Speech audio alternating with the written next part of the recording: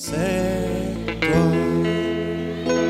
Le bois sec, Seigneur. Oh Jésus, je viens à toi. Oh, je viens à toi, exauce. Oh, le bois vert, Seigneur, c'est toi. Oh, la parole, Seigneur. Jésus, Jésus, je viens à toi. Écoute-moi, oh, oh, je viens à toi, exauce-moi. Dieu notre Père, nous nous approchons de toi dans l'humilité, reconnaissant que nous n'avons pas de force en dehors de toi. Reconnaissant, Seigneur, que toute notre vie également, ce n'est que toi. Puisses-tu nous regarder au travers du sang de l'agneau et bénir ce moment que nous partageons ensemble, et que toutes choses soient ainsi conduites par le Saint-Esprit. Je prie que tu bénisses aussi les efforts de tes serviteurs au travers du monde entier, les efforts de la voix de Dieu. Et je n'ai pas oublié Israël. Au nom de Jésus-Christ. Amen. Amen.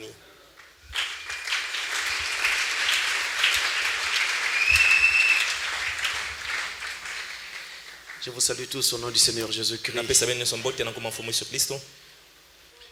Alors maintenant, nous allons nous lever et prendre nos Bibles pour entrer dans l'étude de ce jour. Eh bien, je vais essayer de faire en sorte de ne pas vous retenir longtemps, vu que la première partie a déjà pris assez de temps. Juste un tout petit mot au Seigneur. Dieu notre Père, nous ouvrons nos Bibles à présent et nous appelons l'assistance de ta grâce pour ceci. Dans l'humilité, au nom de Jésus-Christ. Amen. Amen. Esdras chapitre 1, verset 1 à 4. Esdras 1, verset 1 à 4. La première année de Cyrus, roi de Perse, afin que s'accomplisse la parole de l'Éternel, prononcée par la bouche de Jérémie. L'Éternel réveilla l'esprit de Cyrus, roi de Perse, qui fit faire de vive voix et par écrit cette publication dans tout son royaume. Ainsi parle Cyrus, roi des Perses. L'Éternel, le Dieu des cieux, m'a donné tous les royaumes de la terre, et il m'a commandé de lui bâtir une maison à Jérusalem en Juda. Qui d'entre vous est de son peuple? Que son Dieu soit avec lui et qu'il monte à Jérusalem en Juda et bâtisse la maison de l'Éternel. Le Dieu d'Israël, c'est le Dieu qui est à Jérusalem. Dans tout lieu où séjournent des restes du peuple de l'Éternel, les gens du lieu leur donneront de l'argent, de l'or, des effets et du bétail, avec des offrandes volontaires pour la maison de Dieu qui est à Jérusalem. Amen. Que Dieu bénisse sa parole. Nous avons commencé notre étude dernièrement et nous avons commencé par parler du porteur de la vision, vision qu'il avait reçue de Dieu. Nous avons donc parlé sur Cyrus, porteur d'une vision. Aujourd'hui, nous venons poser une question. Nous sommes toujours sur l'édit de Cyrus, mais nous venons poser une question. Qui est de son peuple? C'est le sujet sur lequel nous allons parler aujourd'hui. Qui est de son peuple? Et cette question est dans la Bible. Nous l'avons lu là. Nous l'avons trouvé là au verset 3. Mais le culte dernier nous a montré quelque chose de très particulier dans la façon de travailler de Dieu. Comment lui-même inspire les gens pour faire un travail particulier. On a donc parlé sur Cyrus qui avait reçu une vision de l'Éternel pour pouvoir ramener les exilés, demander aux exilés de repartir en terre promise, rebâtir la ville de Jérusalem et rebâtir le temple. Le Cyrus dont nous parlons, c'est Cyrus II de Perse, qu'on appelait encore Cyrus le Grand. Les Iraniens s'en souviennent toujours, même aujourd'hui, parce que c'est lui le roi perse qui avait en fait libéré les Perses de la tutelle des Mèdes pour former le grand empire perse. Il n'était pas juif, il était perse. Donc un roi païen. Ce n'était pas un roi juif, mais Dieu l'a utilisé parce que Dieu, notre Père, est l'Éternel des armées et il peut utiliser qui il veut dans l'accomplissement de ses missions. Et justement, l'action de Cyrus a été gravée à tout jamais dans l'histoire. À tout jamais. Je dis bien à tout jamais dans l'histoire, parce que son action était grandiose. Il a demandé donc le retour des exilés en terre promise. Retour des exilés en terre promise. Il a aussi été l'artisan qui va donc commencer la reconstruction de la ville de Jérusalem. Et également l'artisan de la reconstruction du temple. Donc à partir de Cyrus Ier, Cyrus II le Grand, nous avons eu le retour des exilés en terre promise, la reconstruction de la ville de Jérusalem et la reconstruction du temple. Mais malgré le fait qu'il a fait cette chose grandiose, la gloire ne lui revient pas. La gloire revient toujours au Dieu qui lui avait donné cette inspiration. Ce n'est pas parce qu'il a agi. La gloire revient à Dieu parce que Cyrus a peut-être agi, mais c'est la main de Dieu qui suscita l'action. La Bible dit Dieu réveilla l'esprit de Cyrus. On note donc une conjonction entre l'action divine et l'action humaine. C'est Dieu qui était derrière. Dieu était derrière Cyrus pour qu'il fasse ce qu'il était en train de faire. Et c'est la raison pour laquelle nous ne pouvons pas ici glorifier Cyrus. Nous glorifions l'auteur de l'œuvre de Cyrus, l'Éternel des armées. À l'époque on l'appelait Jéhovah, et aujourd'hui nous savons que c'est Christ. Et donc c'est lui qui réveillait l'esprit de Cyrus, et c'est lui qui mérite la gloire. Et je voudrais que vous sachiez que dans tout ce que nous faisons et dans tout ce que nous ferons, la gloire ne nous revient pas. La gloire revient à Dieu. C'est pourquoi je ne suis pas d'accord sur le fait d'élever Frère Branham. Je suis plutôt d'accord sur le fait d'élever celui qui a envoyé Frère Branham, c'est-à-dire le Seigneur Jésus-Christ. Vous êtes d'accord avec moi? Écoutez dans Hébreux 13. Hébreux 13. Versets 20 et 21. Hébreux 13, versets 20 et 21. Ce sont ici des principes bibliques simples, mais que nous oublions, je ne sais pas pourquoi. Et nous devenons fanatiques, extrémistes et autres, ce qui ne sert à rien, parce que tu n'es rien, je ne suis rien, William Branham est rien. C'est Dieu qui est quelque chose. C'est des principes simples, mais dans la réalité c'est oublié. Toutes les erreurs que nous constatons. Hébreux 13, versets 20 et 21. Que le Dieu de paix, qui a ramené d'entre les morts le grand pasteur des brebis. Vous entendez ça? On n'a pas dit l'un des grands pasteurs. Il n'y a qu'un seul qui est grand. Il n'y a qu'un seul qui est grand pasteur. Je peux entendre un amen. Le grand pasteur c'est Christ. Pas quelqu'un d'autre. Est-ce que vous dites amen? C'est écrit. Le grand pasteur c'est Christ. Peu importe comment Dieu t'utilise puissamment, tu deviens international. Ça ne veut absolument rien dire. Tu n'es rien. C'est Christ le grand.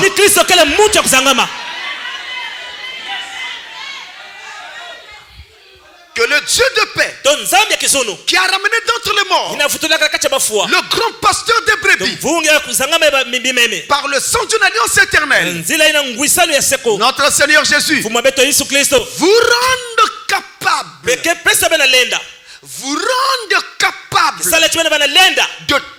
bonne œuvre pour l'accomplissement de sa volonté. Une seconde. D'où te vient ta capacité? D'où viennent les bonnes œuvres que tu pratiques? Ça ne vient pas de toi. Ne te glorifie pas. Ne te moque pas aussi de celui qui traîne encore dans la marche. Je peux entendre un amen. C'est de Dieu que te vient la capacité, la force de ne plus boire, de ne plus fumer, de ne plus commettre adultère, de ne pas voler. La capacité ne vient pas de toi, elle vient de Dieu. Alléluia.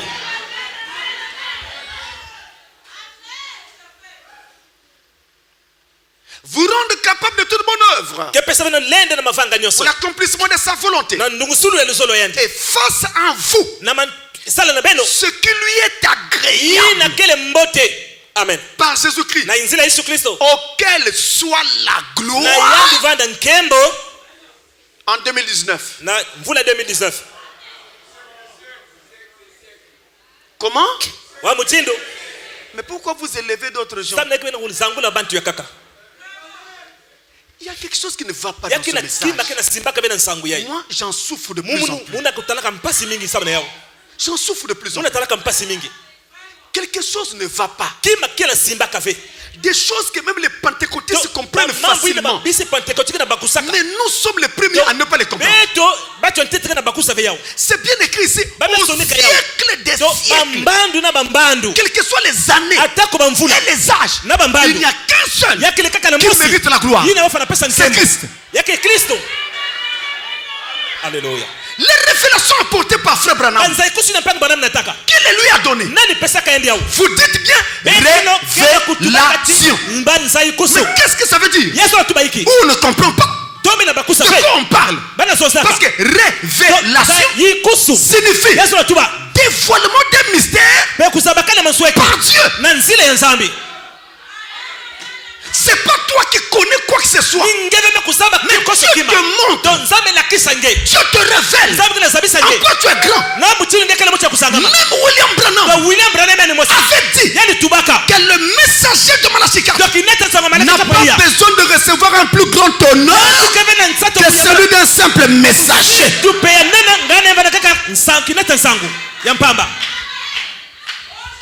Et ça, c'est aussi valable pour nous. Dans nos vies, dans notre marche, dans nos rapports les uns avec les autres. Tu as aidé un frère, ne te glorifie pas. C'est Dieu qui t'en a donné la grâce.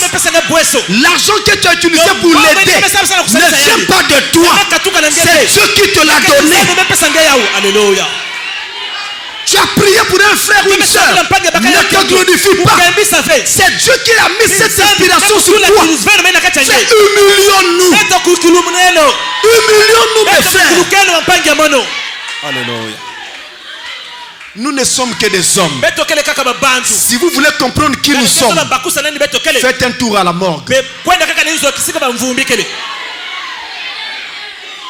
Faites un tour à la mort. Vous verrez les gens étendus. Vous regardez.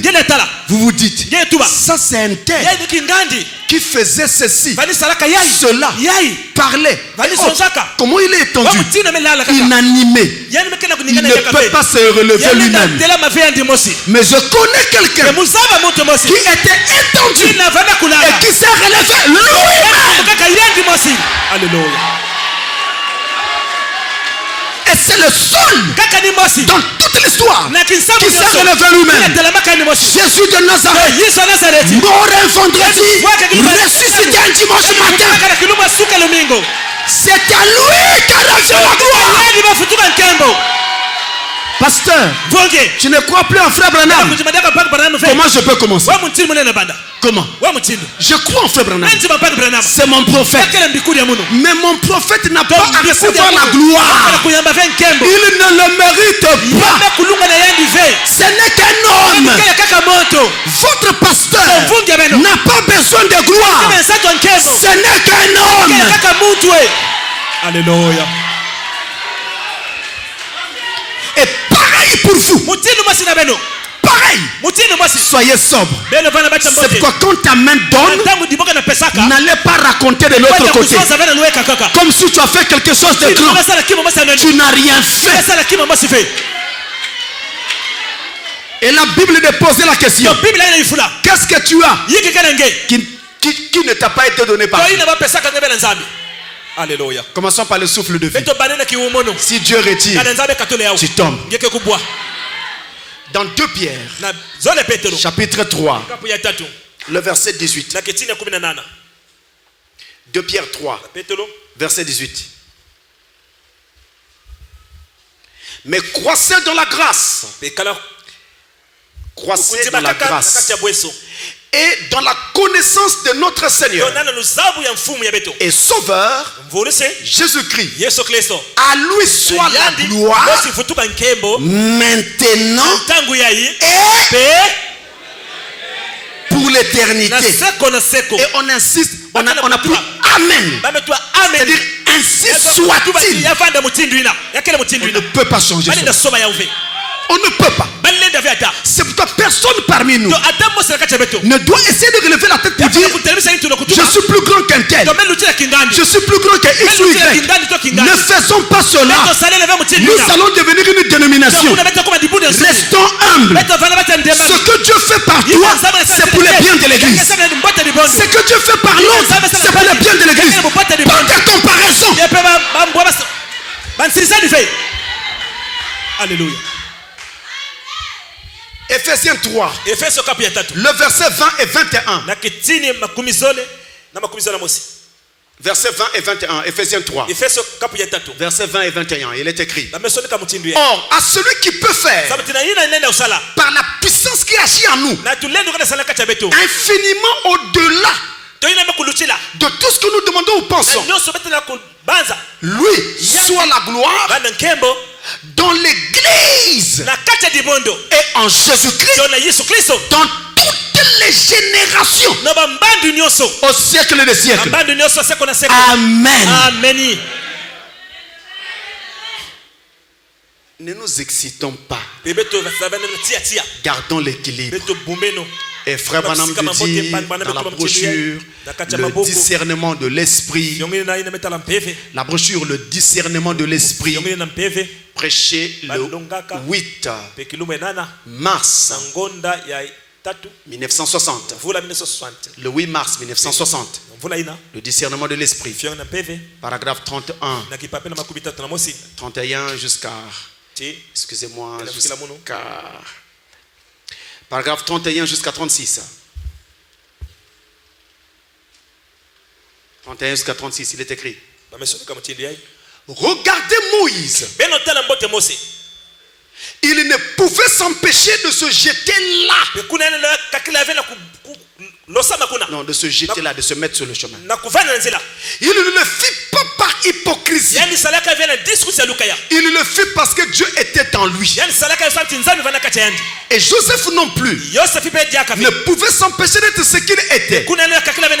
Parce que c'était Dieu en lui qui agissait ou se manifestait au travers de l'homme. Il ne le fit jamais.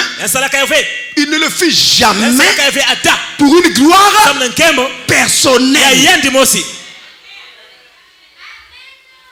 Tout homme qui, si seulement ces prêtres avaient eu le discernement de l'esprit, je vous parle ce matin, peu importe que le monde parle de lui, ils auraient cependant su, s'ils avaient regardé la parole, s'ils avaient vu quel était son dessein, il faisait toujours cela pour glorifier le Père. Tu veux glorifier qui? Tu le fais pour qui? Attention, tu peux faire une chose pour ton propre compte, mais Dieu n'a rien à voir dedans. Tu peux aussi faire une chose pour ta propre gloire. Dieu n'a rien à voir dedans. Ce n'était pas le cas de Cyrus. Quand il présente, il dit, le Dieu des cieux m'a donné tous les royaumes et il m'a commandé. Du début à la fin, il glorifie Dieu.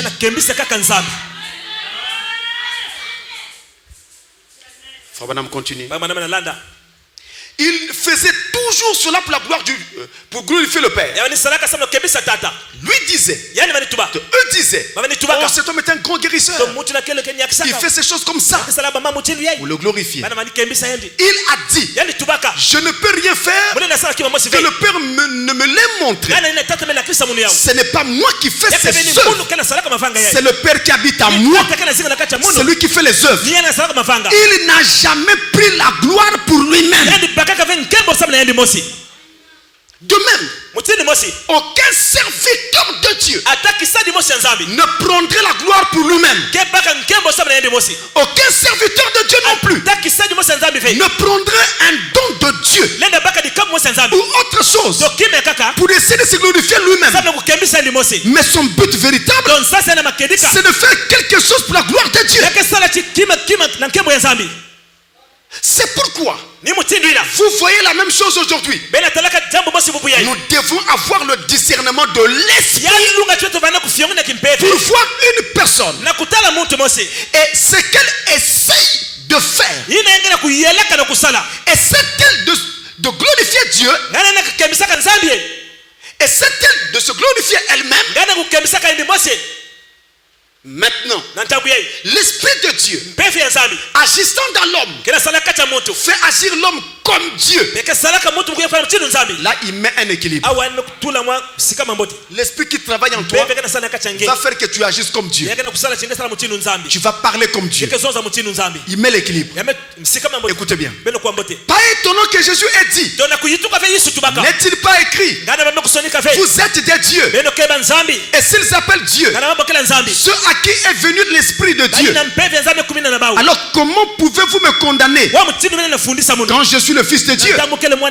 Si vous pouviez voir l'Esprit de Dieu dans Moïse, quand il s'est jeté, dit non Seigneur, si tu veux les tuer, commence par moi. En fait, il était Dieu. Moïse était un Dieu. Joseph était un Dieu. Les prophètes étaient des dieux. La Bible dit qu'ils l'étaient. Ils étaient des dieux parce qu'ils s'étaient à tel point abandonnés à l'Esprit de Dieu qu'ils travaillaient pour la gloire de Dieu. Surveillez l'Esprit. Vous cherchez quoi? Vous travaillez pour qui? Pourquoi? Pour la gloire de qui? Ça va aboutir à quoi? Pour quel intérêt? Et lorsqu'un homme est à tel point loin de l'esprit, maintenant que cela puisse pénétrer profondément, vraiment profondément, sous la 5e côte, du côté gauche, lorsqu'un homme est loin de l'esprit de Dieu, ses habitudes, ses actions et toutes ces choses-là, c'est Dieu qui agit en lui. Parfois, il est mal jugé. Alléluia. il dit une chose. Les autres ne comprennent pas encore pourquoi. Il le juge. Il fait une chose. Les autres ne comprennent pas encore pourquoi. Il le juge.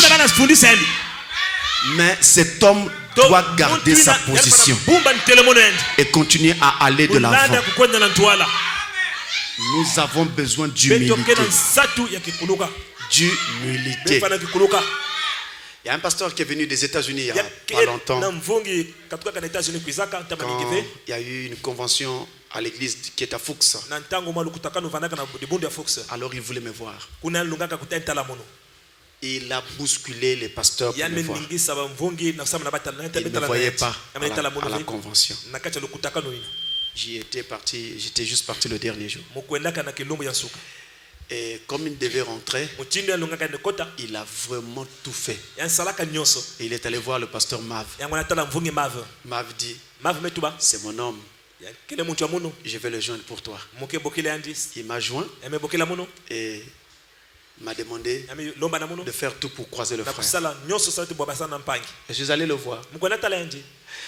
On s'est rencontrés dans un hôtel quelque part. En ville.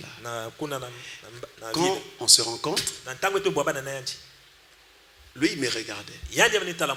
Il pensait peut-être que je vais me présenter comme le grand intel. J'étais là, tout à fait ordinairement habillé. Parlant de façon ordinaire. Il me demandait comment allait l'œuvre. Je lui expliquais.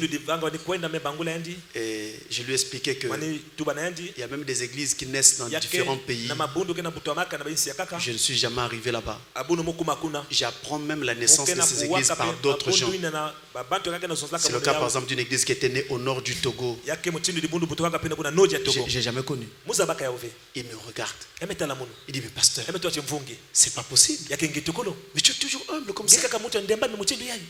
Il dit, mais si c'était quelqu'un d'autre, des églises qui naissent ça, mais il allait déjà voyager partout là pour aller rassembler les gens et tout ça. J'irai, mais au temps de Dieu, pas avant. Avant, ça sera un échec. Au temps de Dieu, ça marchera. Et ensuite, je ne poursuis rien. Juste une chose, le plus grand bien des enfants de Dieu. C'est tout ce que je poursuis. Donc, autant de Dieu. Je n'ai pas besoin de forcer. Pour avoir un visa, c'est assez facile. Parce que si j'introduis mes documents en bonne et forme, je ne vois pas quel est le visa qui me sera refusé. Mais je ne peux pas faire ça. Il faut que Dieu me dise. Tant que Dieu n'a pas parlé, c'est de l'aventure. Et ça, c'est l'une des premières leçons que j'ai reçues quand j'ai commencé le ministère. Ne jamais aller quelque part avant que Dieu ne te le dise.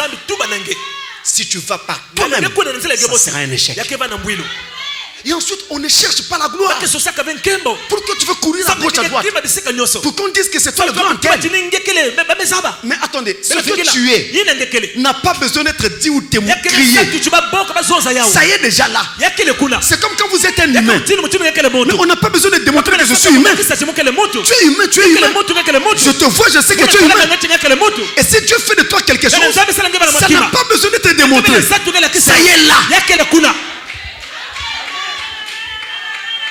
Et la preuve que c'est Dieu, tu dois rester humble. Mais dès qu'on commence à dire, moi, là, il y a déjà un ça ne va pas. Tu es déjà tombé. Un don de Dieu doit être utilisé pour la gloire de Dieu. Jamais pour autre chose. Jamais pour gagner de l'argent. Tenez, pardon, je ne condamne personne de ceux qui font ce qu'on appelle marketing des réseaux. Je ne condamne personne. Je ne dis pas que c'est faux. Je ne dis pas que c'est mauvais. C'est un ordre. Vous me comprenez bien? Je ne condamne personne. Mais tenez frère, je connais des gens, des pasteurs qui se sont enrichis terriblement par ce canal. terriblement jusqu'à devenir milliardaire. Et je suis au courant de ça, ça fait plusieurs années. Je dis bien plusieurs années. À l'époque, quelqu'un vient me faire la proposition d'entrer dans ce circuit marketing des réseaux. Je l'ai laissé parler. C'était un pasteur en plus. Il a parlé. Je l'ai laissé parler. À la fin, je lui ai seulement dit ceci. Frère, nous avons tous besoin d'argent. Mais je veux gagner de l'argent honnêtement, selon ce que Dieu m'a donné. J'ai été appelé pour être un serviteur de Dieu, pas pour faire ça. Si je fais ça, je vais transformer mon église en un lieu de commerce. Regardez le nombre des adeptes que j'ai. Je vais tout faire pour vous emballer tous. Je vous mets dans mon réseau. Vous voyez le nombre que vous êtes là? Je deviendrai milliardaire. Je vous emballe tous. En quelques semaines, en quelques mois, je serai milliardaire. J'ai dit non. Je ne veux pas de ça. Le frère ne savait plus quoi dire. J'ai pris position. J'ai dit non, je ne veux pas. Parce qu'en ce moment-là, quand je viendrai prêcher l'évangile, ça sera pour inciter les gens à me suivre dans cette histoire et pour avoir de l'argent. Et ce n'est plus une histoire des âmes, c'est une histoire d'argent. Je ne veux pas. Je préfère mourir pauvre. Et donc, comme ça, les gens parlent souvent beaucoup à la cité parce qu'ils ne connaissent pas le fond des choses. Ils voient une apparence et ils critiquent, font des commentaires sans connaître le fond. Mais vous savez qu'ils ne poussent pas d'herbe sous le nez d'un voleur. Donc on ne le saura pas en le regardant comme ça. Vous ne pouvez pas savoir combien de fois nous avons pris position. Vous ne savez pas. Vous voyez ça, je viens de vous le dévoiler. Mais il y a longtemps, je serais peut-être milliardaire. J'avais dit non. Je ne veux pas transformer l'église de Dieu en un lieu de commerce. Non. Amen. Et nous avançons pas à pas. Petit à petit. Malgré la faiblesse des moyens. Mais nous avançons. Et ça me suffit comme ça. Quand tu mourras, où est-ce que tu vas amener tout ça? Parce que vous savez, même dans les églises, la raison pour laquelle il y a souvent des guerres, c'est l'argent. Amen. Frère, je vous dis la vérité. Ça fait environ 30 ans de ministère. C'est pas combien d'années ça va faire maintenant. Je vous dis vrai. C'est ça la raison. Des dénominations jusqu'au message. C'est ça la raison. C'est souvent ça la raison. Mais nous avons besoin de travailler pour la gloire de Dieu. Écoutez mes frères.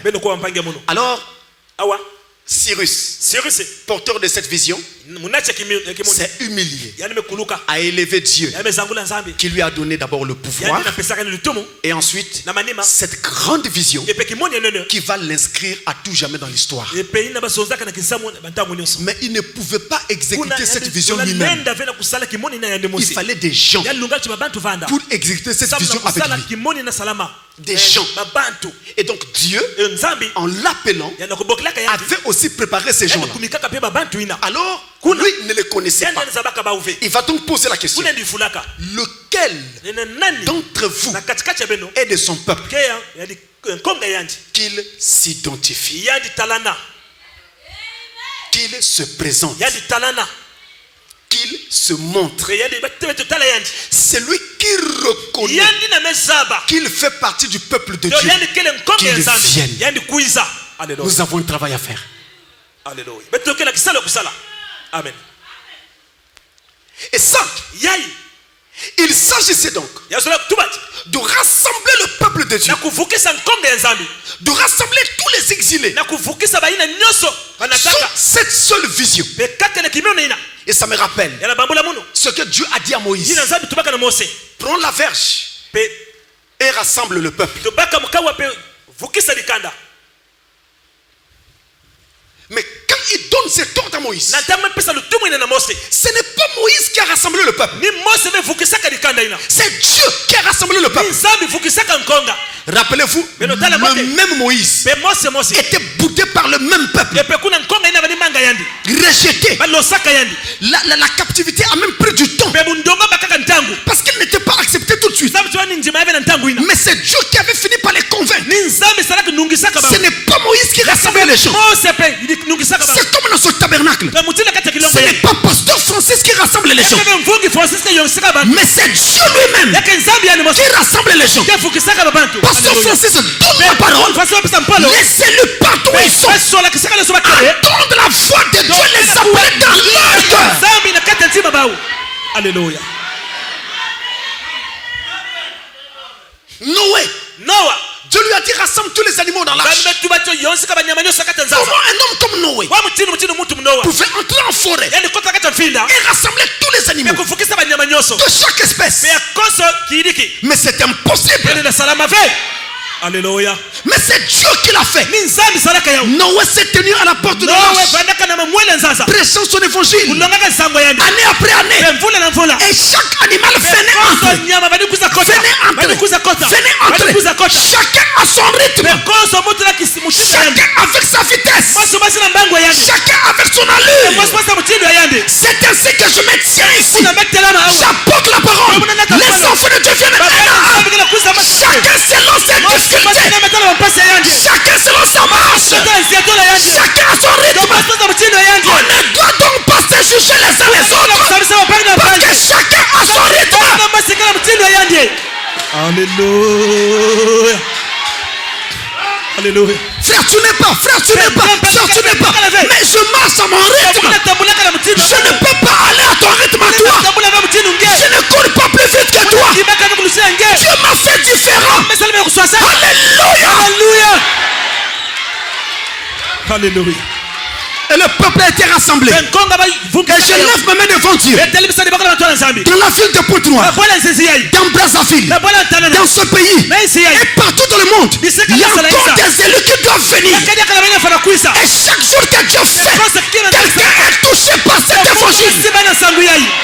On ne peut pas l'arrêter. On ne peut pas m'arrêter. L'évangile doit atteindre son but avant que je ne m'arrête.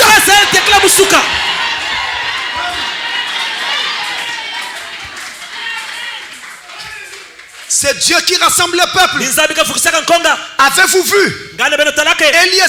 Eliezer, lorsqu'il est allé chercher une femme pour Isaac? Amen. Alléluia. Il n'est pas rentré dans la ville en train de dire qui veut être la femme d'Isaac. Qui veut être la femme d'Isaac? Non, il s'est tenu à l'entrée de la ville. Il s'est tenu à côté d'un puits d'eau. Il s'est tenu près de la source. Et là il a prié. Quelques instants après, Rebecca là où elle était, elle sentait des démangeaisons. Elle avait envie d'aller vers les eaux. Je dois aller vers les eaux. Je dois aller vers la source. Elle ne comprenait pas pourquoi. C'était Dieu qui était en train de lui dire mon serviteur est dans le pays. Si tu veux être sauvé, va l'écouter. Alléluia. Alléluia.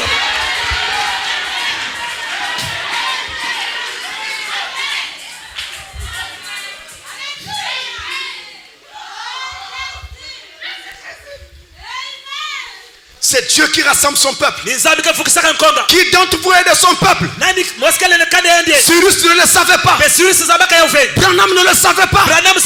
Moi non plus. Je ne le sais pas. Je n'en sais rien. Je ne sais pas qui est de son peuple. Je ne sais pas qui ne l'a pas.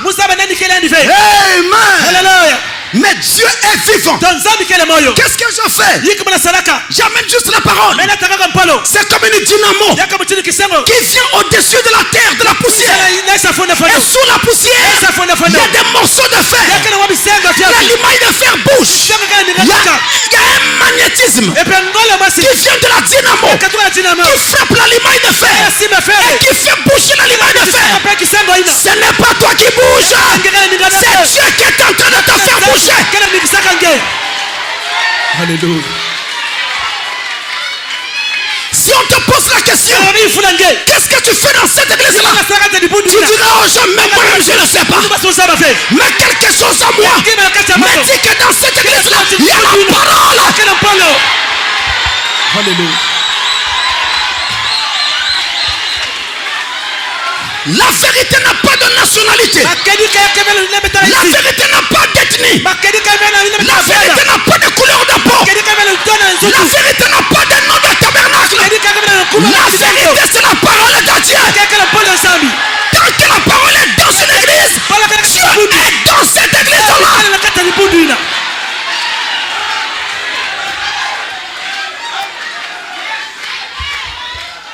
Seulement je dois aussi vous dire, si tu fais partie de son peuple, même si toi-même tu ne voulais pas venir, tu vas être obligé.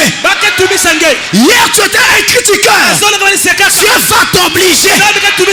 Regardez Paul, à l'épaule Saul de Tarse, ennemi des gens de bien, ennemi de la vérité, il arrêtait les chrétiens et en route vers Damas, il partait faire la même chose. Quand la colonne de fer est descendue, a frappé Paul, il a roulé de la poussière, il lève la tête, il fait la lumière. Alléluia. Il reconnaît la lumière. Il dit je connais cette lumière. C'est le grand chauffeur qui conduisait les enfants d'Israël dans le désert.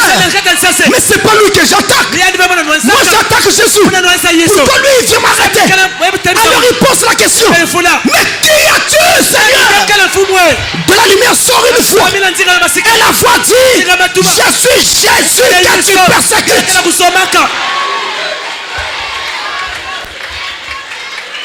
Et là, Saul fut transformé en défenseur de la vérité. D'ennemi de la vérité en défenseur de la vérité. Mes frères, je crois de tout mon cœur que Dieu a fait de vous des élus. Quelqu'un dit Amen. Mes frères, ce n'est pas votre apparence qui compte. L'élu ne se reconnaît pas par sa tête. L'élu ne se reconnaît pas par son apparence. L'élu ne se reconnaît même pas par ses habitudes. Mais l'élu se reconnaît par la nature de son cœur.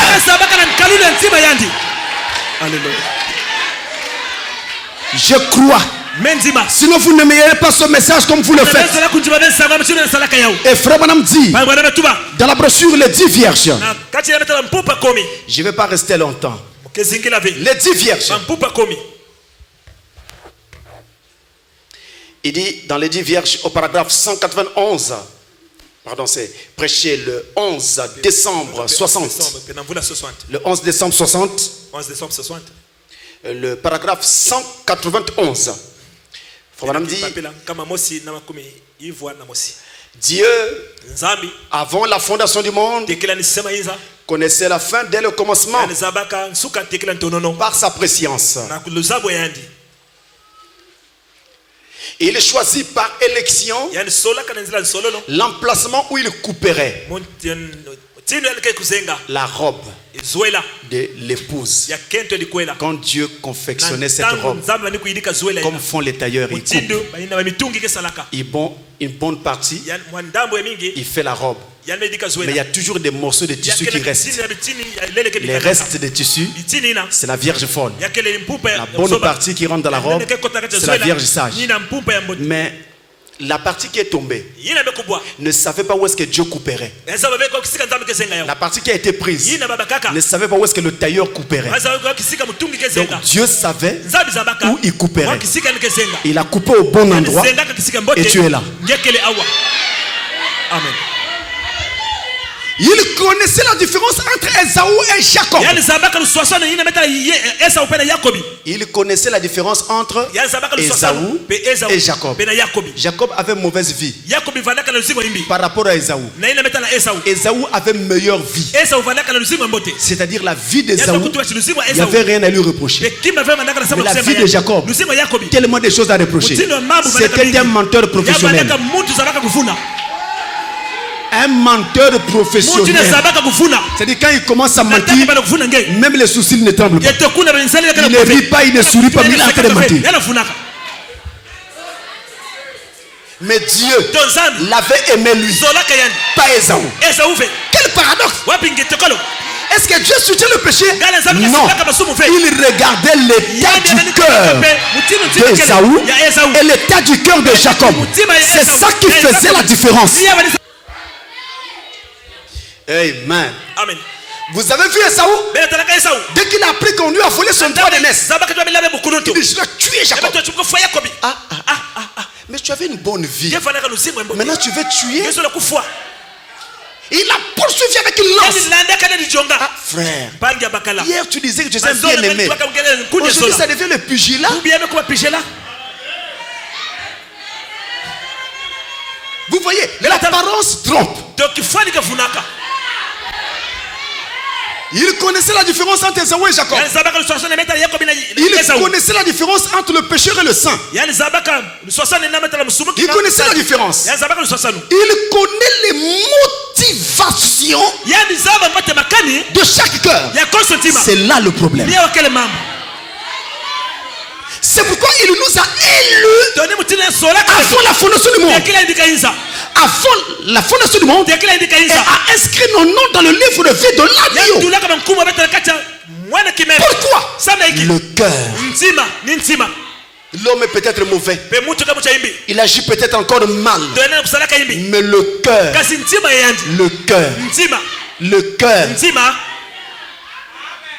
C'est-à-dire quand ces esprits lui reviennent, il pose certains actes, il dit certaines choses. Vous tous vous dites: oh, mais c'est comme s'il était converti. Mais quand on voit tout ce qu'il fait là, vous dites: bon, ça on voit. Mais c'est ça qui montre qu'il y a quelque chose là-dedans.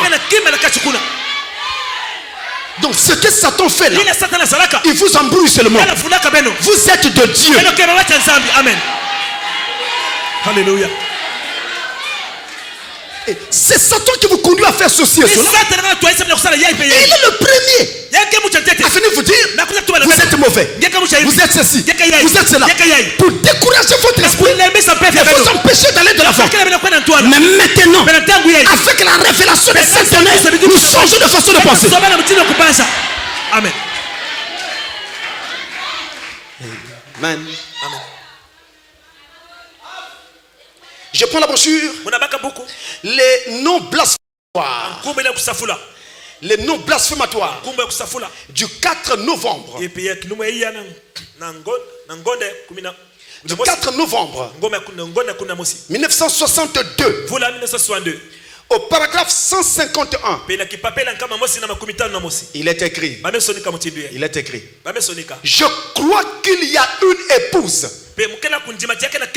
qui est prédestinée. Je crois que Dieu a dit qu'il aura une église sans tache ni ride. Je crois dans la prédestination, que l'épouse est prédestinée. Elle doit être là. J'espère être avec elle. Vous entendez? Même un homme comme Branham, il dit: j'espère être avec elle. Mais il aurait pu utiliser notre langage. Mais il dit: j'espère. Vous sentez l'humilité dans le langage.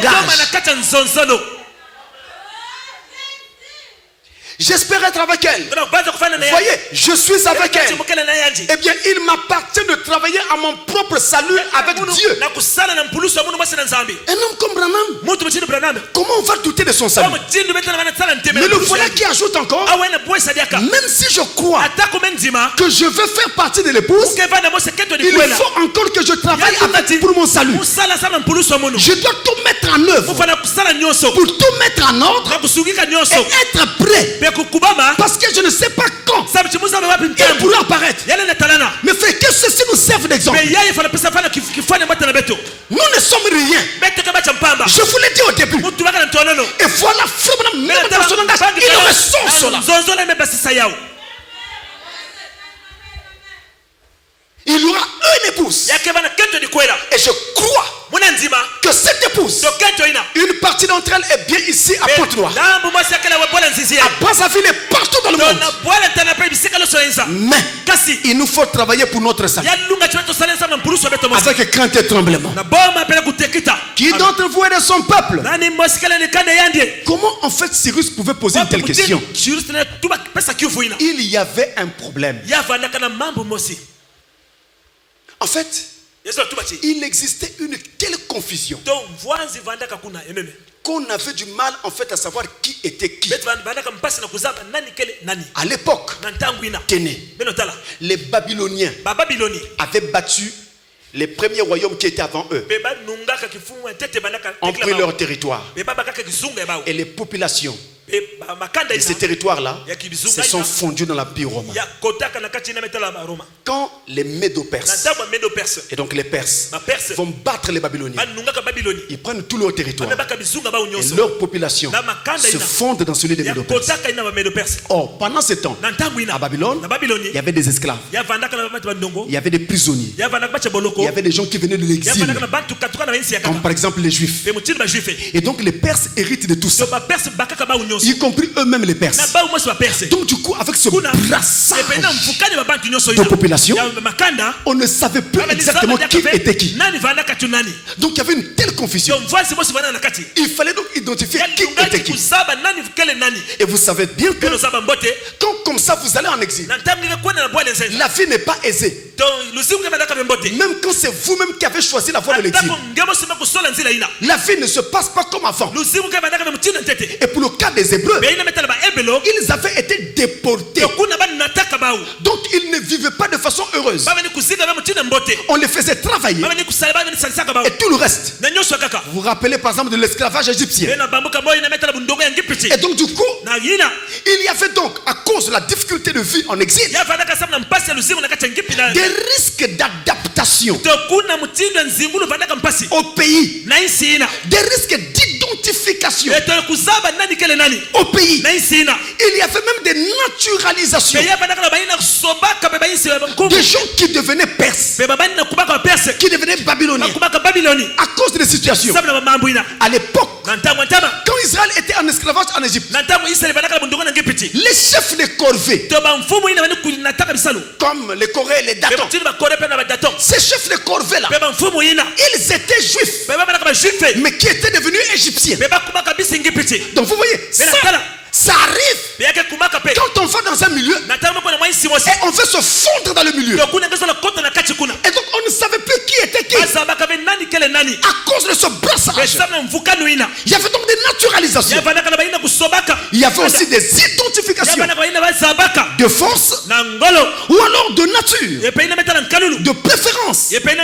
C'est l'individu lui-même qui voulait être assimilé au peuple perse. Et ça, c'est un grand problème qui est souligné et qui concerne aussi l'église d'aujourd'hui. Nous sommes dans le monde, mais Jésus nous avait dit que nous ne sommes pas du monde.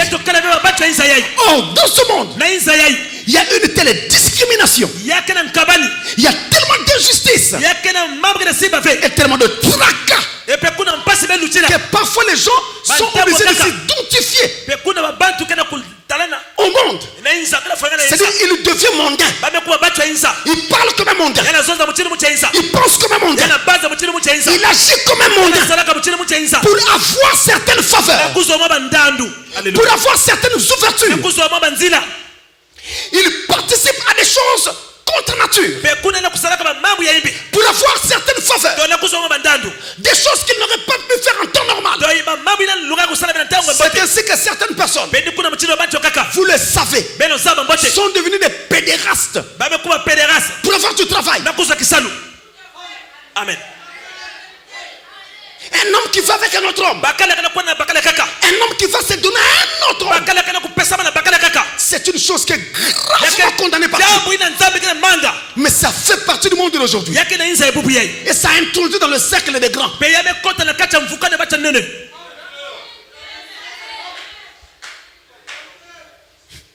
Et c'est ce risque-là qui existait en ce temps-là.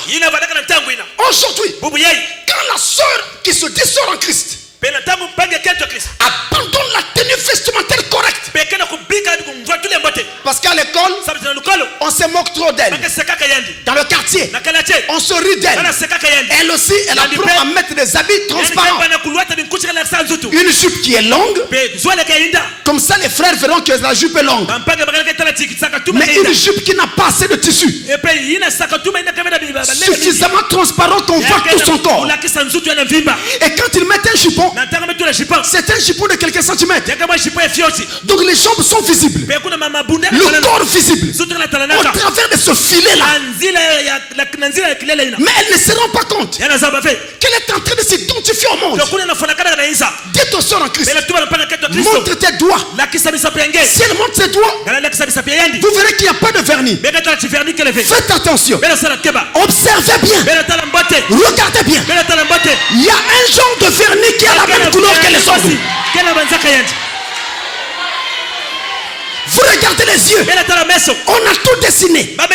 Il y a des crayons qui sont passés par-ci par-là et qui dessinent les yeux comme les yeux d'un serpent. C'est l'identification au monde. Vous vous identifiez à la Perse.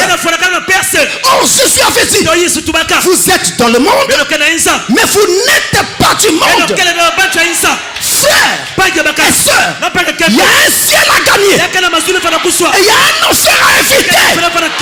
Alléluia.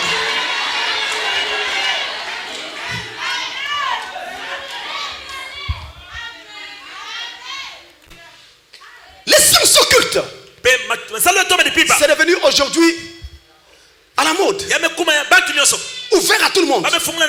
Hier c'était caché, maintenant il ne se cache plus. Il faut même des recrutements à la télévision. C'est ouvert et les jeunes gens se précipitent là-dedans en se disant, je veux vite faire fortune. Mais ce que la science occulte ne te dira pas, c'est que tu vas être obligé de sacrifier l'une des personnes les plus chères que tu aimes. On ne te dira pas, tu vas sacrifier un tel pour devenir ceci. Mais on te dira, quelle est la personne que tu aimes le plus dans ta famille? Et ça sera tout. Et c'est elle qui sera sacrifiée. Et si cette personne est chrétienne, donc insacrifiable,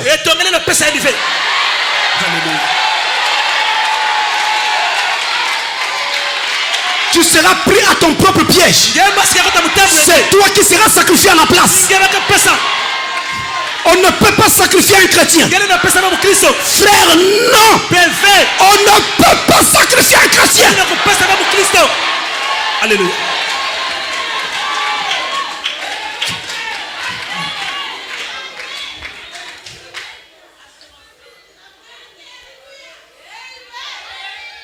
Quand Daniel est arrivé à Babylone, il a été confronté au même problème. Lui et ses jeunes amis, Shadrach, Meshach, Abednego, Azaria et les autres, ils ont été confrontés à cela. Mais Daniel, qui était prophète au milieu d'eux, a pris position. Et sous son influence, les autres aussi. Voici ce qu'il va dire aux serviteurs du roi, chargé de les nourrir. Je veux que nos jeunes gens prêtent attention à ceci. Écoutez-moi très bien. Et tout le monde d'ailleurs. Daniel 1, verset 8 à 17.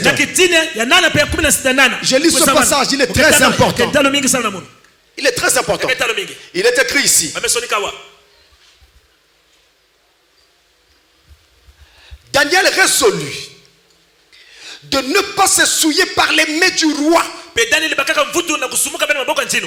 par le vin dont le roi buvait.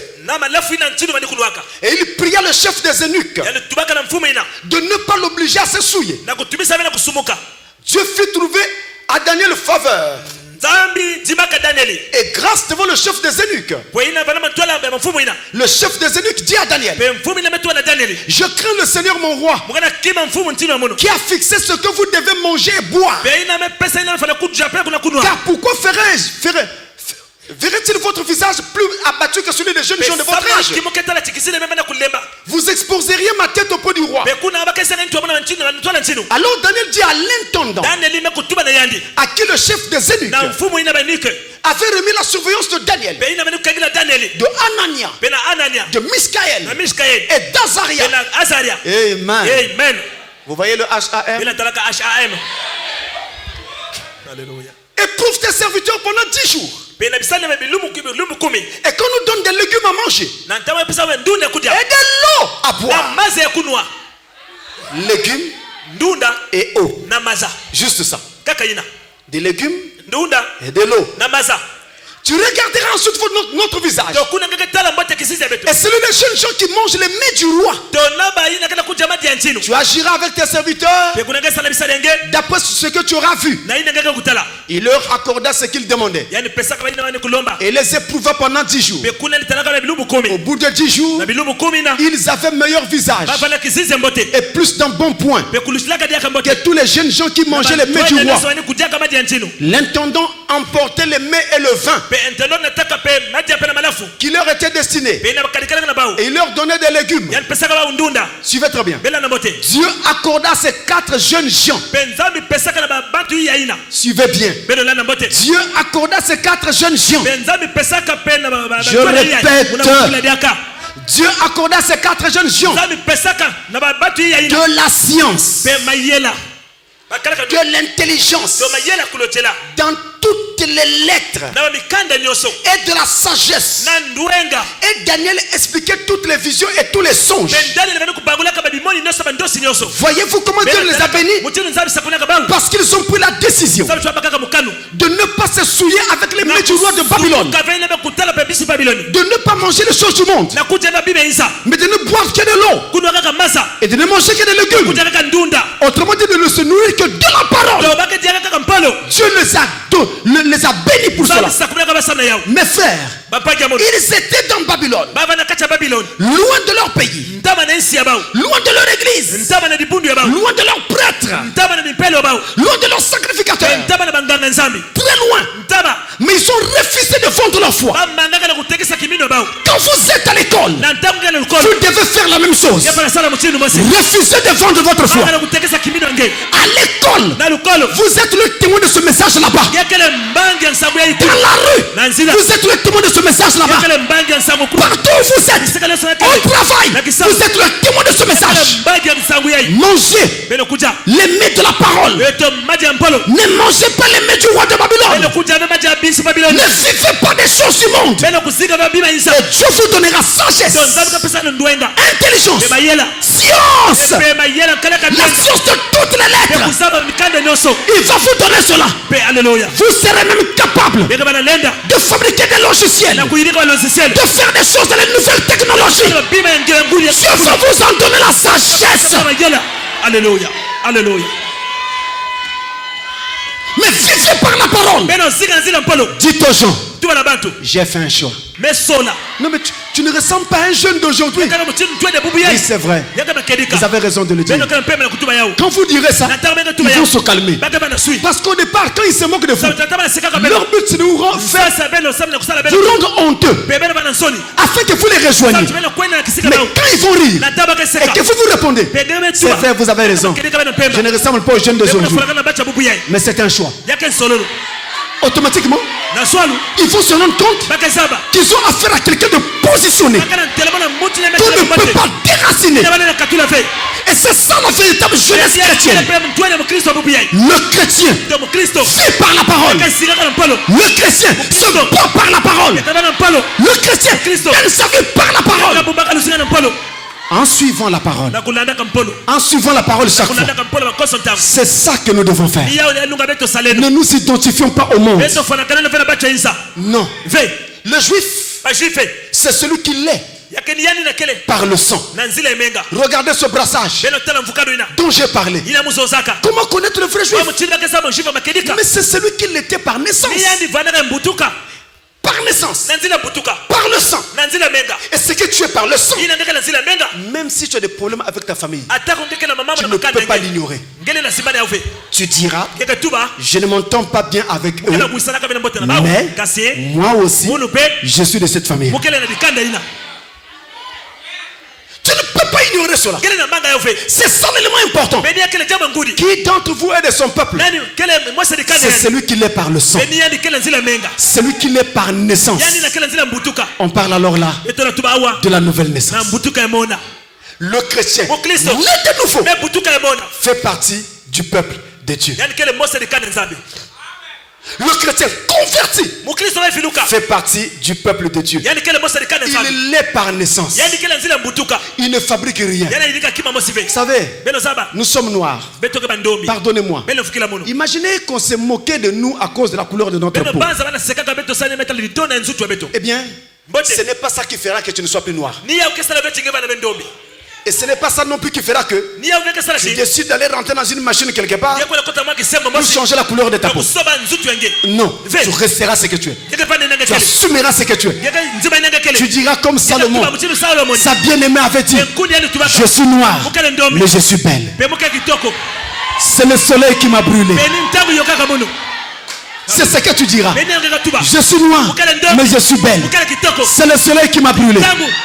De la même façon, si on s'est moqué de toi parce que tu es chrétien, dis aux gens, je suis chrétien. C'est par un choix. Je le suis devenu par naissance. Je suis né de nouveau. Même si vous vous moquez de moi, ça ne peut plus sortir la nouvelle naissance de moi. Même si je voulais être comme vous, je ne pourrai plus jamais. Je ne peux plus. Frère, je lève ma main. Essayez.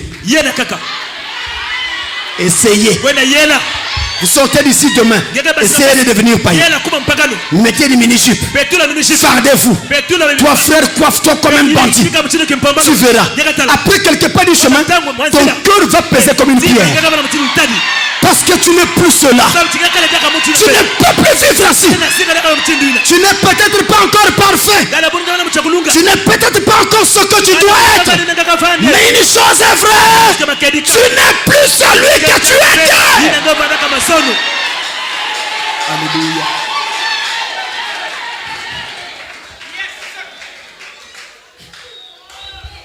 Je suis fier de ce message.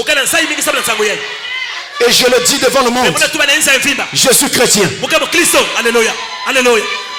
Je suis chrétien. Et je crois le message de Frère Branham. Le prophète de l'âge. Pour moi. Si pour toi il ne l'est pas, va chercher ton prophète. Le mien c'est William Branham. Et mon Dieu c'est le Seigneur Jésus-Christ. Je suis fier. Vous devez aussi être fier d'être ce que vous êtes, d'être ce que Dieu a fait de vous. Même si tout le monde se moque de ton père, il n'en demeure pas moins que tu ne peux plus changer de père. Il est ton père. Si quelqu'un t'aime, il doit aussi aimer celui qui t'a engendré. Mais comment tu m'aimes moi, mais tu n'aimes pas mon père, tu n'aimes pas ma mère, mais sans eux je ne serais pas là. C'est pourquoi si tu m'aimes, tu dois aimer mon Dieu, tu dois aimer mon prophète, tu dois aimer mon pasteur. Alléluia. Alléluia. Alléluia.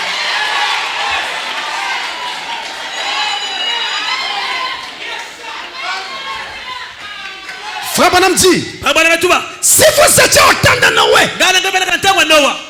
devriez-vous croire en Noé? Tout le monde dira oui, pasteur, oui. Parce que c'est du passé. C'est de l'histoire. À l'époque de Noé, la pluie n'était jamais tombée auparavant. Et le message de Noé, c'était un message annonçant la pluie. Un message de fou. Alléluia. Quelqu'un qui prêche un message comme ça, on le prend pour un fou. Et toi, tu accepterais d'être sabrévé? Alléluia. La pluie n'est jamais tombée. Tu viens nous parler de pluie. On n'a jamais connu de pluie. Maintenant tu dis amen parce que c'est de l'histoire. Mais ça tu étais en ces temps.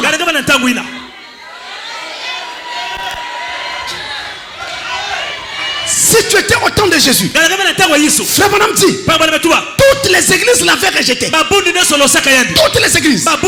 Je dis bien toutes les églises. Les pharisiens l'avaient rejeté. Les sadducéens l'avaient rejeté. Les zélotes l'avaient rejeté. Tout le monde l'avait rejeté. Mais toi tu crois en lui aujourd'hui. Mais si tu étais dans ce temps-là, Jésus, il était qualifié d'enfant bâtard, d'enfant illégitime. Sa mère avait eu cette grossesse avant le mariage. Si tu étais à son temps là, avec une telle qualification, tu aurais cru en Jésus. Au temps de Jésus, il a été attrapé comme un rat, amené à la croix, et avant d'être amené fouetté avec un chat à 9 cordes, avec du plomb dans les fibres. Quand on frappe, le plomb rentre, on tire, ça arrache la chair. Ton pasteur, si tu étais là, on est en train de le traiter comme ça, tu continuerais à croire en lui. Et on l'amène à la croix, on le pond là, il meurt parmi les malfaiteurs. Ceux qui étaient à gauche à droite étaient des malfaiteurs. Il a été placé parmi les malfaiteurs. Tu es comme un malfaiteur. Si tu étais là, tu allais croire en lui. Même Pierre l'a renié. Non, je n'ai jamais été avec lui. Toi, si tu étais là, Jésus. Aujourd'hui, tu dis que tu crois parce que c'est de l'histoire.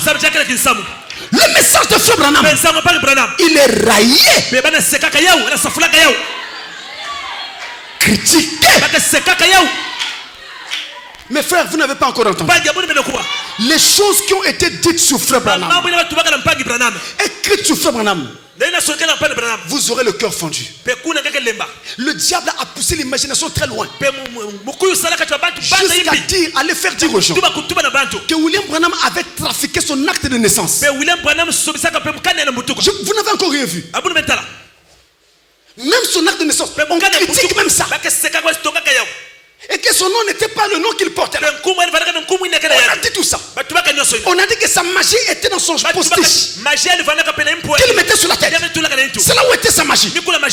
Et toi, si tu entendais toutes ces choses, je veux dire une chose. Imaginez aujourd'hui, je ne le souhaite pas, c'est ma prière, je ne le souhaite pas. Imaginez aujourd'hui que Billy Paul meurt et que Dieu le reprenne à la maison, afin que Los Angeles n'aille au fond de la mer. Je peux vous garantir, beaucoup de gens vont quitter le message. Alléluia. C'est la vérité, pasteur. Beaucoup vont quitter le message. En injuriant Branham, en injuriant le message, en injuriant ses enfants. Mais moi, je resterai dans ce message. Vous savez pourquoi? Je vais vous dire. Parce que notre Dieu est un Dieu des coins.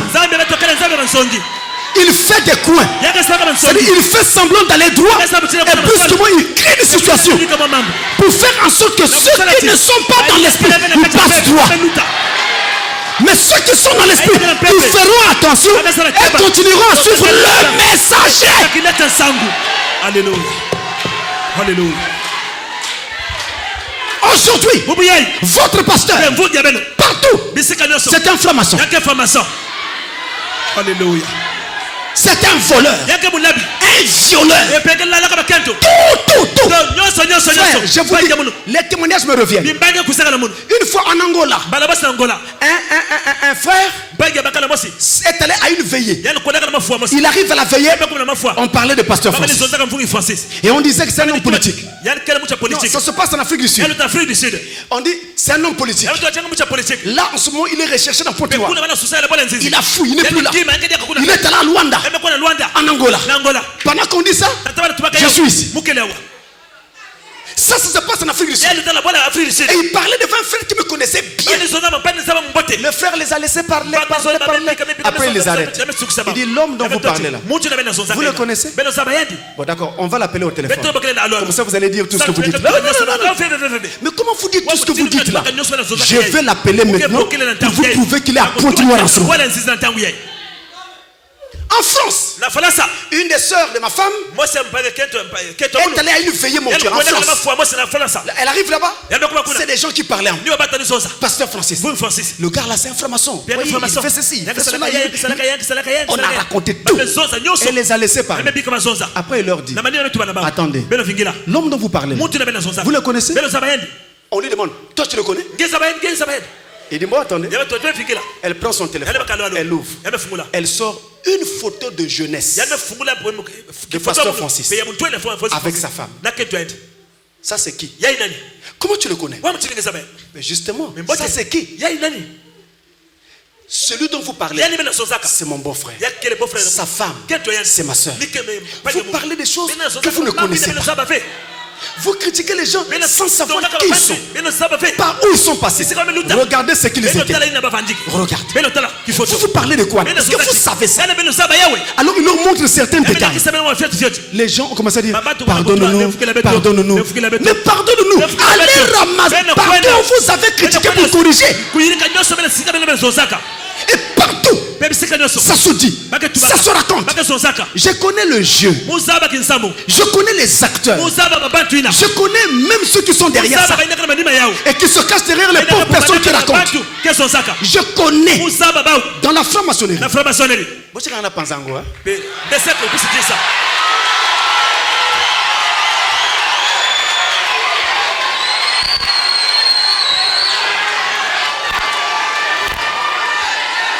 Dans la franc-maçonnerie, il y a un cercle, parce qu'ils ont degré par degré. Il y a un cercle où la mission de ces francs-maçons, c'est de répandre la mauvaise information dans la population. Ils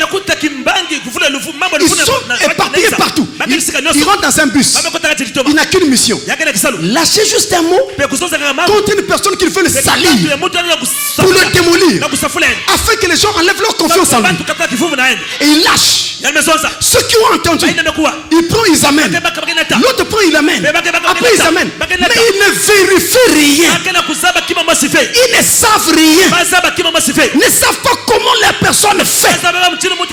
Mes frères, qu'est-ce que moi j'ai à foutre dans la magie?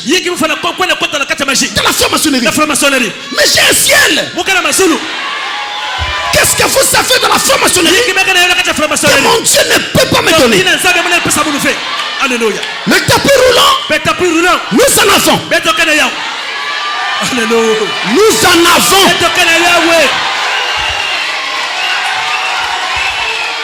Vos tapis volants, on en a. Quand Philippe est allé prêcher à l'eunuque éthiopien, quand Dieu a fini avec lui, il n'a pas eu besoin de prendre un bus. Dieu l'a fait transporter jusqu'à Gaza par une sorte de tapis volant. On n'a pas besoin de faux tapis volants. Où ce sont les démons qui viennent vous porter? Chez nous, ce sont les anges.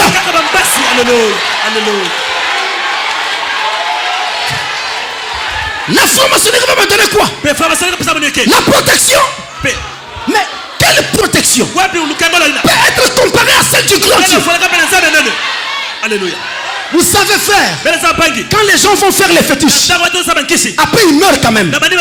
Pourquoi? Parce que le féticheur qui l'a protégé, ça dépend de son degré de puissance. Si c'est lui qui l'attaque est plus élevé que le féticheur, quand il va se présenter, le féticheur se mettait au garde à vous.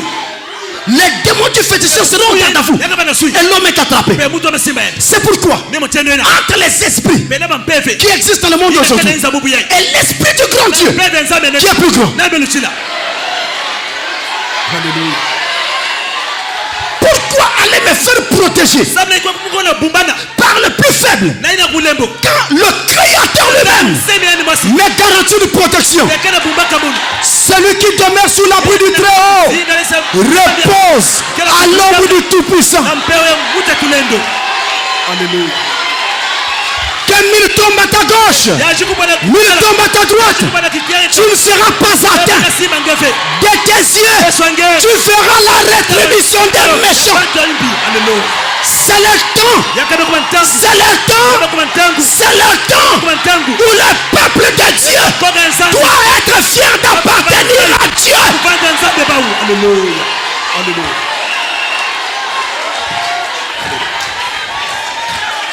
Bien-aimé, Quelque chose me dit de vous expliquer ceci. La puissance de Dieu en toi, ce n'est pas toi. Ce ne sont pas tes muscles. Ce ne sont même pas tes paroles. La puissance de Dieu en toi, c'est la parole de Dieu en toi. Toi, tu faillis. Toi, tu peux tomber. Mais la parole de Dieu ne faillit pas. La parole de Dieu ne tombe pas. La parole, c'est Dieu lui-même. Quand elle est en toi, c'est Dieu en toi. Alléluia. Amen. Celui qui est protégé par un fétiche, lorsqu'il va quelque part, il compte sur son fétiche. Il touche dans la poche, il voit que ça y est là, il est content. Nous n'avons pas besoin de ça. Ça, tu peux l'oublier. Tu te laves quelque part, tu oublies. Mais moi, j'ai autre chose qu'on n'amène pas dans les poches. On l'amène dans le cœur. Il est là dedans. C'est l'Éternel des armées. Et je suis chrétien. Je fais partie du peuple de Dieu. Je n'en ai pas honte. Alléluia. Tu crois en Jésus? Oui, je crois en Jésus. C'est mon Dieu. Tu crois en Branham? Oui, je crois en Branham. C'est mon prophète. Tu crois en Francis? Oui, je crois en Francis. C'est mon pasteur. Alléluia. Alléluia. Alléluia. Mais cette information, laissez-nous avec notre information. Quand il prêche, nous aurions la parole. Alléluia.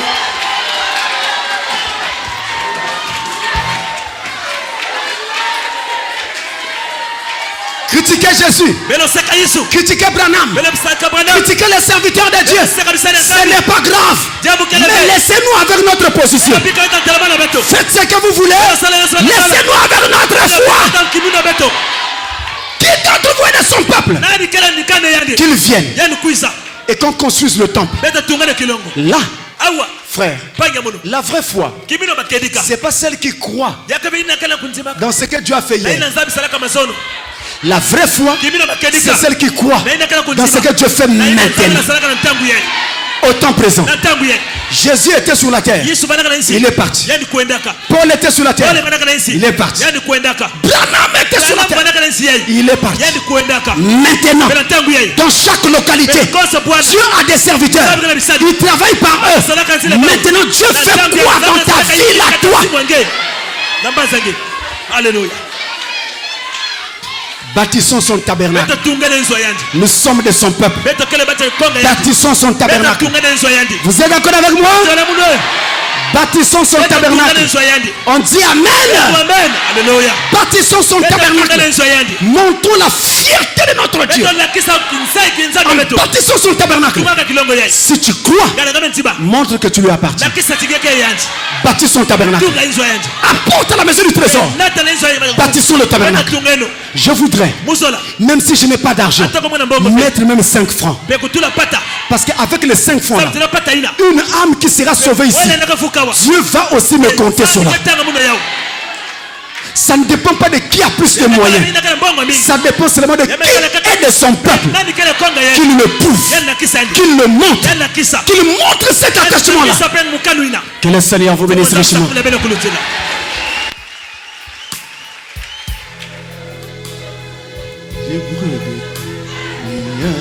Puisque vainqueur, oui, Jésus, le vrai roi de mon cœur. Jésus, le vrai roi de mon cœur. Oui, c'est le vrai. C'est l'occasion de lui dire, Seigneur, je t'appartiens. Alléluia, de tout, il y a plus que le vainqueur. Amen. C'est le vrai. Chacun va se lever la voix vers le Seigneur. Chacun va lui parler. Seigneur, Tu as dit, qui d'entre vous est de son peuple? Je suis de ton peuple. Prends-moi. Je suis de ton peuple. Reçois-moi dans ta maison. Je suis de ton peuple. Je suis de ton peuple. Utilise-moi. Je suis de ton peuple. Transforme-moi. Je suis de ton peuple. Change ma façon de penser. Je suis de ton peuple. Change ma façon de parler. Je suis de ton peuple. Donne-moi l'humilité. Je suis de ton peuple. Je suis de ton peuple. Fais-moi vivre par la parole. Alléluia. Élevons la voix vers Dieu, parlons-lui. Que chacun se sente libre, parle-lui.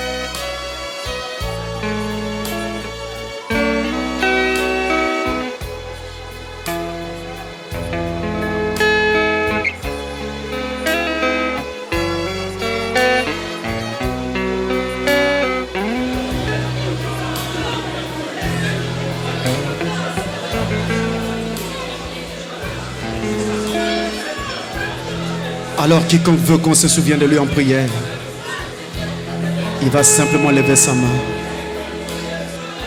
pendant que nous allons prier. Où que vous soyez, levez simplement votre main.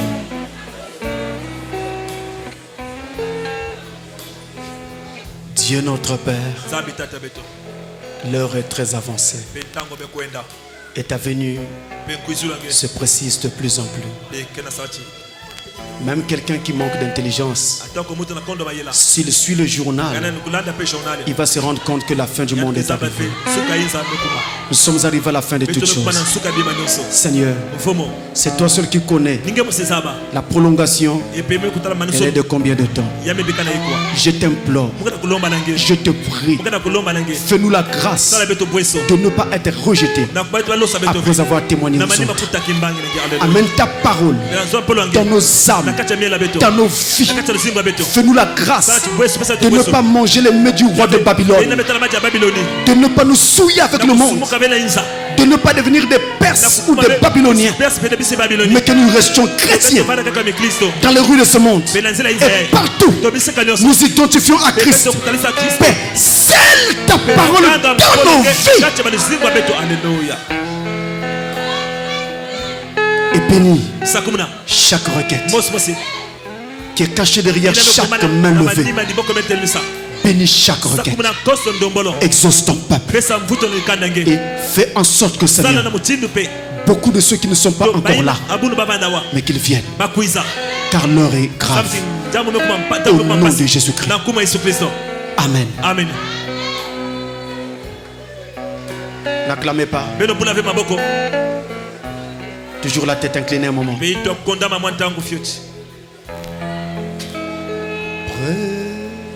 de la croix, garde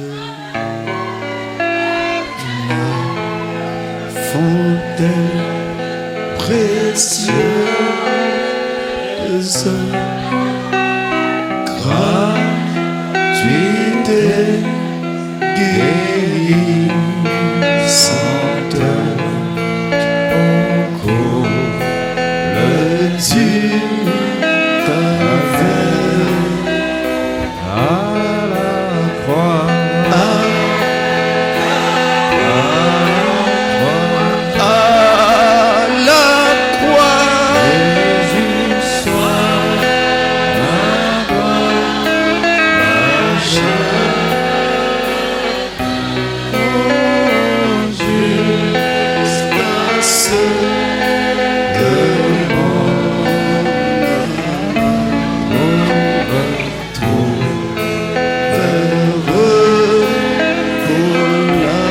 accomplis ce miracle, Seigneur. Accomplis ce miracle dans la vie de chacun de nous. Accomplis ce miracle. Tu es notre Dieu. Accomplis ce miracle. Accomplis ce miracle. Toi le grand Jéhovah, le même hier, aujourd'hui, éternellement. Sauve ceux qui ne sont pas encore sauvés. Baptise encore du Saint-Esprit nos cœurs, Seigneur. Amène-nous à l'adoption. Prépare, conditionne chacun de nous pour le jour de ta venue. Oh Dieu.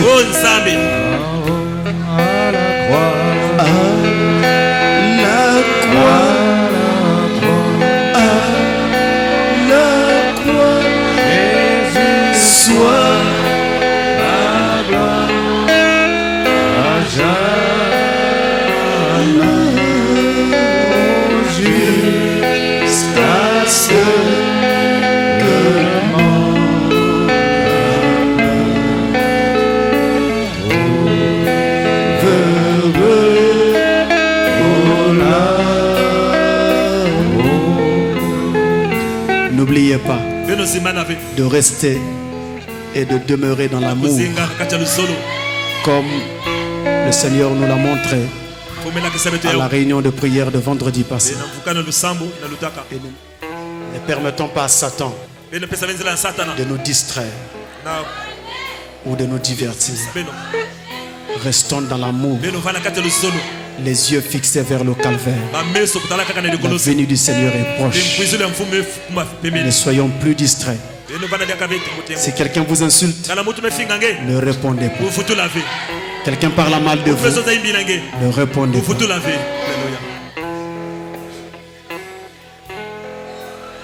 Si vous faites exactement ce que je vous dis, vous allez voir le Dieu de William Branham, le Seigneur Jésus-Christ, puissamment à l'œuvre parmi nous.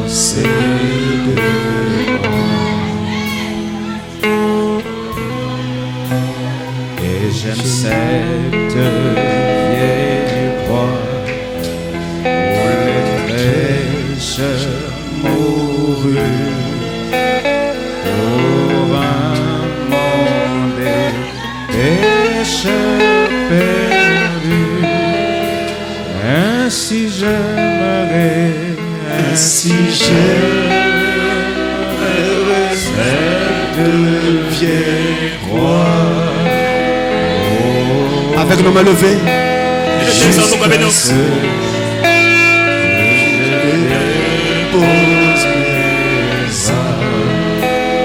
je veux m'attacher à cette vieille croix. Je veux m'attacher à la vieille croix et l'échanger contre une couronne. Et l'échanger contre une couronne. Que le Seigneur vous bénisse richement. Rentrez dans sa paix. Pour toi, rien que pour toi. Au fil des temps, j'entends des gens qui me disent: pourquoi ne voyons-nous pas les miracles d'autrefois? Je crois toujours à ces miracles, Dieu répond aux prières. Car Dieu a toujours été Dieu et il est aujourd'hui. Oh, Dieu peut le faire encore. Pour toi,